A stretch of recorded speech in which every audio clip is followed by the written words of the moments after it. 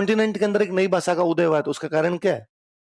तुर्कों का आना है। यदि तुर्क नहीं आते तो वो भाषा डेवलप है नहीं है।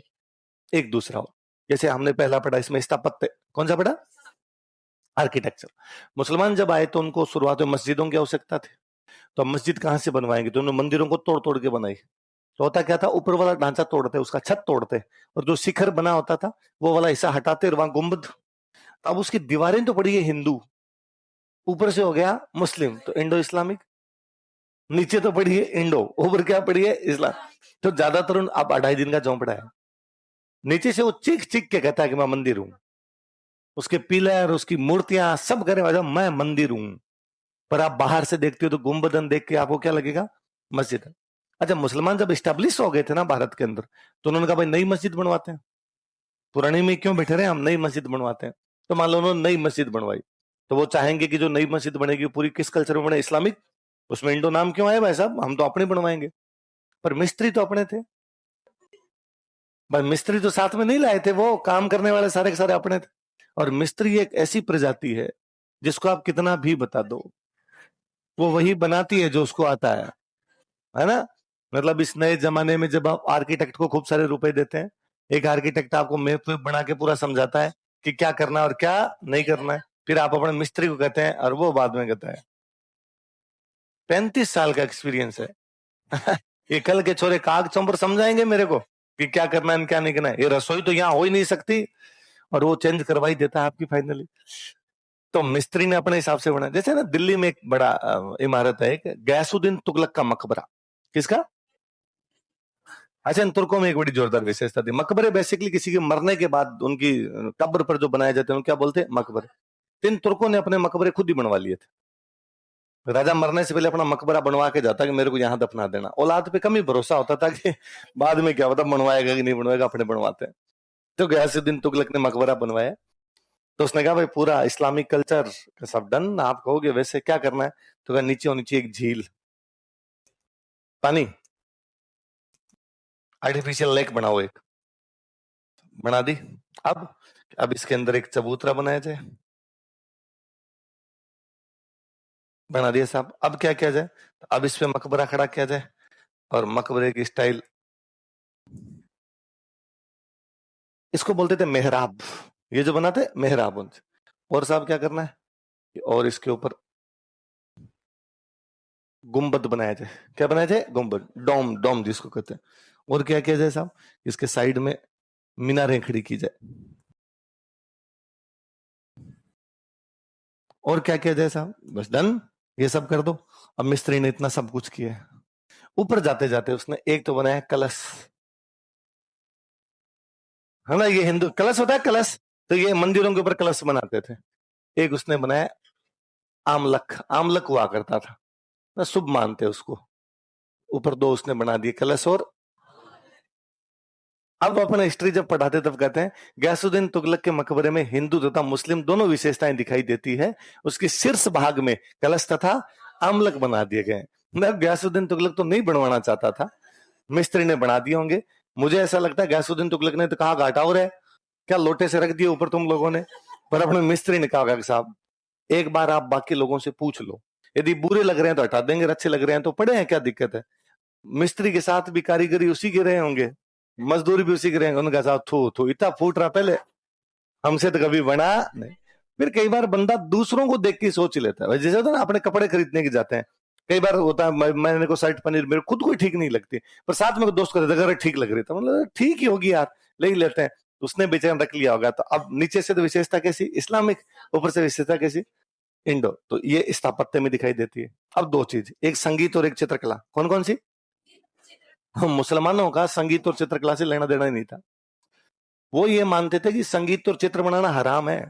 म्यूजिक को गीत कैसे गा सकता है, ये हराम है। चित्र बनाना ये भी हराम है। फिर वो भारत आए, और भारत आने के बाद में उन्होंने देखा कि भाई साहब यहाँ बिना म्यूजिक के तो कुछ है ही नहीं, है ना? अपने तो सुबह शाम हरे रामा हरे कृष्णा। तो उन्होंने तो अपने से पूछा हो रहा कि हिल हिल के क्यों करते रहते हो तुम? अपने उनका फ्रीक्वेंसी मैच करवाते हैं भगवान से डायरेक्ट। क्या असर पड़ा होगा कि सारी दरगाहों में कव्वालियां गाई जाती है, संगीत हराम है, पर एक भी दरगाह नहीं मिलेगी इसमें कव्वाली भर दे झोली मेरी ये मोहम्मद जाए ना तेरे दर से कोई खाली, मौला मेरे मौला मेरे। तो म्यूजिक पूरा तरीके से चित्रकारी हराम थी। लेकिन यहां हम पढ़ेंगे आगे, अकबर का स्टेटमेंट है कि जो चित्रकला को पसंद नहीं करता मैं उनको पसंद नहीं करता।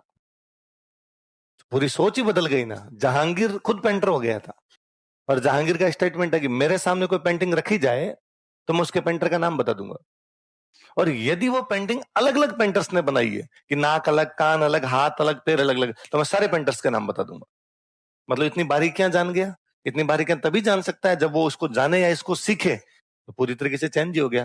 तो चारों में प्रभाव दिखाई देते हैं, संगीत में भी, चित्रकला में भी, स्थापत्य कला में भी, साहित्य। और भी सी बात है, जब आप एक दूसरे के कांटेक्ट में रहोगे तो वैसे बोलोगे भी, वैसे करोगे भी, ऐसा स्वाभाविक सा होता है।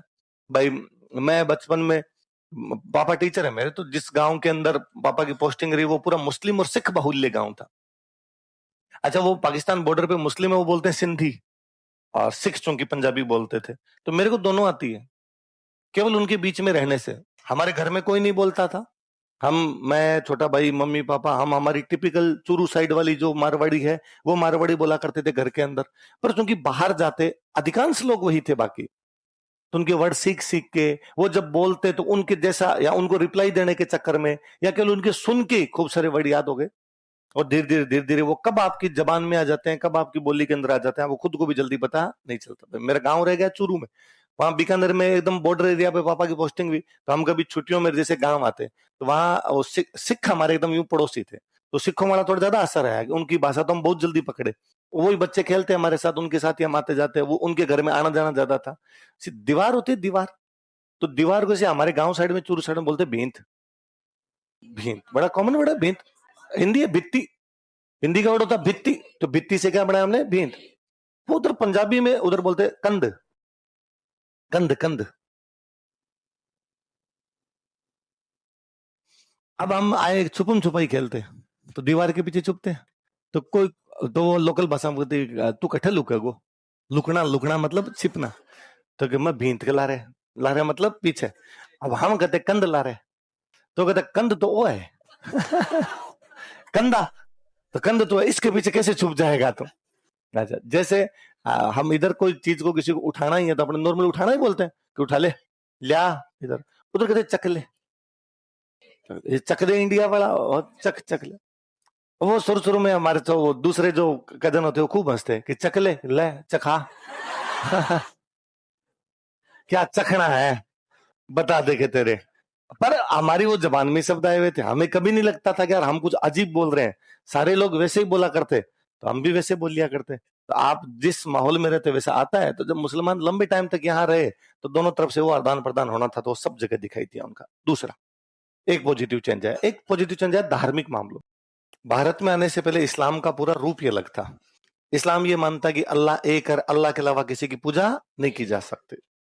वो भारत आए तब उन्होंने देखा भाई सब यहाँ बाटा बाटा बोमियो है भाई, यहाँ तो कोई एक वाला तो था ही नहीं, एक जैसी चीज तो है ही नहीं, कुछ विविधता है, डाइवर्सिटी है। हर दिन अलग अलग पूजा कर रहे होते हैं, हर समाज अलग अलग पूजा कर रहा होता है, हर क्षेत्र के लोग अलग अलग पूजा कर रहे होते हैं। और लोकल देवी देवता, हर क्षेत्र का कोई एक देवी देवता है, उस 20 किलोमीटर में माना जाता है, 20 किलोमीटर बाद में हो सकता है उसको ना माने, या उस 50 किलोमीटर में उसके आगे नहीं माने। जबकि मुसलमानों में अल्लाह के अलावा किसी की पूजा ही नहीं हो सकती।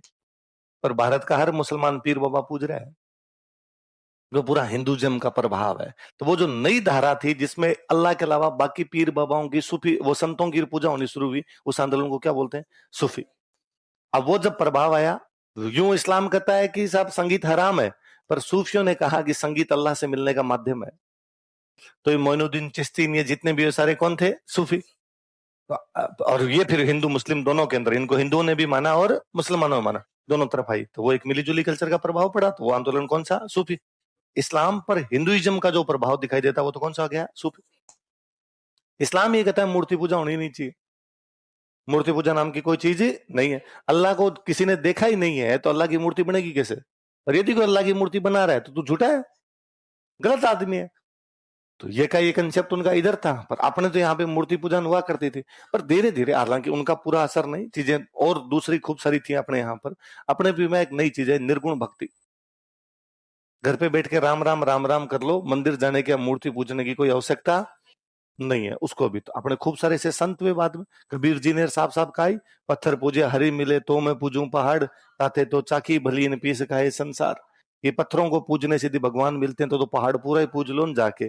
पत्थर की तो चक्की अच्छी होती है जिसे कम से कम आदमी पीस के तो खा लेता है। तो वो एक कौन सा प्रभाव था? निर्गुण भक्ति, बिना मूर्ति के भगवान की क्या करनी है? पूजा। तो इस्लाम का इधर जो प्रभाव देता है, दिखाई देता है, वो तो किसमें है? भक्ति। हालांकि भक्ति वाला में पहले से चला आ रहा था और भी कई चीजें, पर फिर भी वो एक प्रभाव है। और इस्लाम पर हिंदुइज्म का जो प्रभाव है कौन सा है? सूफी। तो ये अपने पीर बाबा खूब सारे हैं। अब आप तो जयपुर जयपुर में देख लो कि थोड़ी दूर के अंदर कोई ना कोई पीर बाबा है। ये यहाँ आपके टोंग फटा की तरफ जाइए, इस पुलिया चढ़ते हैं गट्टे वाले पीर बाबा, तो हर जगह आपको मिलेंगे उन पीर बाबाओं के। सब लोग जा रहे हैं, हिंदू भी जा रहे हैं और मुसलमान भी जा रहे हैं। तो एक मिली जुली कल्चर आई, इंडो इस्लामिक कल्चर आई, सकारात्मक चेंज लेके आई वो। तो ये कौन से आंदोलन शुरू हुए भारत के अंदर? सूफी और भक्त। और सूफियों में वो सारी चीजें दिखाई दी। मतलब भारत आने के बाद इस्लाम का पूरा रूप ही चेंज है। इस्लाम नॉर्मली ये मानता है कि सब लोग बराबर है, जाति पाति नाम की कोई चीज नहीं है। भाई हिंदुइज्म में थी जाति, जाति व्यवस्था बाकियों में थी नहीं। यहाँ है, फिर यहाँ उनको पता चला कि ना, बिना जाति की तो पार ही नहीं पड़ती। भारत में जाति वो है जो कभी नहीं जाती है ना? मरने के बाद भी याद रहती है कि साहब फलान जी मर गए, उनकी क्या जाति थी? अब ये थोड़ी थी मर गए तो जाति मर गई, ना ना ना साहब, फलान जी फलानी जाति के थे इसलिए उनकी ये जाति है। इसलिए भारत में मुसलमानों में जातियां हैं। हालांकि उसके दो कारण, एक कारण तो ये कि भाई यह कि हिंदू कन्वर्ट हुए, हिंदू जो थे वो मुस्लिम कन्वर्ट हुए, तो हिंदू धर्म में उनकी जो जाति थी मुस्लिम धर्म में भी उनकी वही जाति कैरी की, कंटिन्यू की। तो ये कि भाई सब लोग बराबर और उधर जाति जाति व्यवस्था समाप्त हो जाएगी ना, सब समाप्त नहीं हो पाई। एक और भारत को एक बड़ा जोरदार चीज जो हम यहाँ लिखते नहीं, समझने की बात है कि इस्लाम और ईसाई दोनों, ये दोनों धर्म दुनिया में खूब फले फूले। दुनिया में सबसे अधिक देश है तो या तो मुसलमानों के या किसके? ईसाइयों। और ये दोनों एकेश्वरवाद में विश्वास करते हैं। एकेश्वरवाद मतलब मोनोथीज्म, एक भगवान है, उसका एक दूत है, एक बुक है, उस एक ही बुक की पूजा करनी है, उसके अलावा किसी की पूजा नहीं करनी। मुसलमान इसको कुरान कर देते हैं, ईसाई इसको क्या कर देते हैं? बाइबल। और जहां जहां ये दोनों धर्म गए, वहां का लोकल जो भी धर्म था वो खत्म हो गया। वहां के लोकल धर्म को उन्होंने पूरी तरीके से चेंज कर दिया। ये ईरान, कई साल पहले तक ईरान सूर्य भगवान की पूजा करता था, है ना? पूरी तरीके से आर्यंस थे ये, और पूरा कल्चर इनका पूरी तरीके से अलग था। नवरोज का त्योहार मनाते, सूर्य की पूजा करते, पारसी थे ये, पारसी। इस्लाम आया, सारे के सारे कन्वर्ट हुए तो सारे के सारे क्या बन गए? मुसलमान। कुछ भाग के इंडिया आ गए थे, वो पार से इंडिया बैठे हैं। ये टाटा, मिस्त्री, इंजीनियर, दारू वाला, बाटली वाला, ऐसे जो भी नाम सुनते हो, जॉन अब्राहम, सेम मानेकशॉ, अपने होमी जहांगीर बाबा, ये सारे के सारे कौन हुए थे? पारसी। तो ये अपने कुछ भारत में आगे बच गए, अपने कल्चर को बचाए में, बाकी वहां पूरा चेंज हो गया। वैसे जैसे जहां जहां ईसाई गए, अफ्रीका में गए तो अफ्रीका तो पूरा ही जंगलों में रहने वाला, प्रकृति पूजा करने वाला उस टाइप के लोग थे। अफ्रीका अंग्रेज वहां गए, अंग्रेज वहां जाके उन लोगों को सबको क्या बना लिया? ईसाई। अफ्रीका की तो एक कहावत है बहुत अच्छी कि जब ईसाई यहाँ पर आए थे तब उनके पास बाइबिल थी और हमारे पास जमीन थी। कुछ सालों बाद हमारे पास बाइबिल थी और उनके पास जमीन थी। जमीन पे तो वो कब्जा कर गए, हमें क्या देंगे? बाइबिल दे गए वो। तो मतलब कहने का मतलब है सबके सब क्या बन गए? ईसाई। ये दोनों धर्म भारत में आए, न केवल भारत में बल्कि भारत में राज किया। दोनों माइनॉरिटी हैं खुद ही। क्या चेंज करते हैं? ईरान में गए, ईरान में सूर्य की पूजा, उन्होंने जाकर कल से सूर्य की पूजा नहीं है, अल्लाह की पूजा करोगे। कल से तुम्हारी किताब जैन व्यवस्था नहीं है, तुम्हारी किताब कुरान है। कल से तुम्हारा त्योहार नवरोज नहीं है, तुम्हारा त्योहार ईद होगा। यार जो भी वहां के जो लोकल थे वो अब भारत आके कैसे चेंज करते? कल से तुम दिवाली नहीं मनाओगे, हमने कहा मनाते भी नहीं। होली है, मेरा फेवरेट होली है, होली मना लूं क्या? उसने कहा होली भी नहीं मनाओगे, रक्षाबंधन ये तो मना सकता हूं। नहीं, आका तीज, संक्रांत संक्रांत कर लूं। तो उनका दिमाग खराब हो गया बेचारों का, है क्या तुम्हारे? आज के बाद तुम राम जी की पूजा नहीं करोगे। लड्डू गोपाल, मैं तो कृष्ण भगवान की करता हूँ, है ना? मैं तो नवरात्रि मनाता हूँ, बाकी कोई त्योहार मनाता नहीं। कितने सारे देवता। आज के बाद तुम इस प्रकार के कपड़े नहीं पहनोगे। अपने तो धोती बांधने के 50 तरीके हैं। पंजाब वाले धोती अलग बांधते हैं, हरियाणा वाले धोती अलग बांधते हैं, गंगानगर हनुमानगढ़ वाला अलग बांधेगा, डूंगरपुर बांसवाड़ा वाला अलग बांधे। क्या चेंज करवा दोगे? केरल वालों की लुंगी अलग है, तमिलनाडु वालों की लुंगी अलग है। एक का इधर लगाना है, एक को इधर लगाना है। महिलाओं के कपड़े, कितनी कितनी डाइवर्सिटी थी। भारत डाइवर्स था इसलिए बच गया। आप डाइवर्स थे, क्या बदलते? उल्टा मुसलमानों ने कहा हम तुम्हारे जैसे और हैं। तुम बताओ क्या पहनना है भाई साहब, हम फॉलो कर लेंगे तुम्हें। अच्छा जाति मानिए, बनाते हैं, जाति भी बनाते हैं। इस्लाम वैसे तो कहता है जाति होती नहीं है, पर यहाँ बनाएंगे, हम बनाएंगे। आप तो जो करना चाहते हो वैसा कर करा लो। तो वो एक डाइवर्सिटी की वजह से हम बच पाए। तो ये दोनों चेंज तो कैसे थे, पॉजिटिव। नेगेटिव भी लिख लेते हैं। तो स्थापत्य कला को नुकसान पहुंचा, और बुद्ध तो खत्म ही हो गए। 1200 के बाद भारत में बुद्ध लगभग क्या हो गए, एक पूरी कल्चर ही समाप्त कर दी साहब। बौद्ध कल्चर ही पूरी तरीके से समाप्त हो गई अपने यहाँ पर। आज अब जो बौद्ध दिखाई देते हैं बाद के बने हुए हैं, वो जो पुराने वाले बौद्ध थे, या तो वो वापस हिंदू बने, या उनको मुसलमान बना दिया गया, या वो यहाँ से तिब्बत की तरफ निकल गए। बुद्धिस्ट जो कल्चर थी पुरानी भारत में फल फूल रही थी, वो क्या हो गई, समाप्त। अब बुद्धों का मूल सिद्धांत था अहिंसा। क्या था, बाहर से जो मुसलमान आए थे उनको अहिंसा का बस ए नहीं आता था, केवल आगे आगे बढ़ा जाता था। बुद्धों का मुख्य था कि पढ़ेंगे, ज्ञान प्राप्त करेंगे। फिर मुसलमान आए, उन्होंने कहा ज्ञान प्राप्त करने के लिए स्कूल होनी चाहिए ना, हाँ, सब जलाई। नालंदा नोट क्या है, इतना बड़ा विश्वविद्यालय लेके बैठे थे, बख्तियार खिलजी ने एक तिल्ली फेंकी, जब 6 महीने तक धुक धुक किया था। कितनी किताबें पढ़ी होगी कि 6 महीने तक तो उसकी आग नहीं बुझ पाई थी। तो पूरा सिस्टम ही चेंज कर गए वो।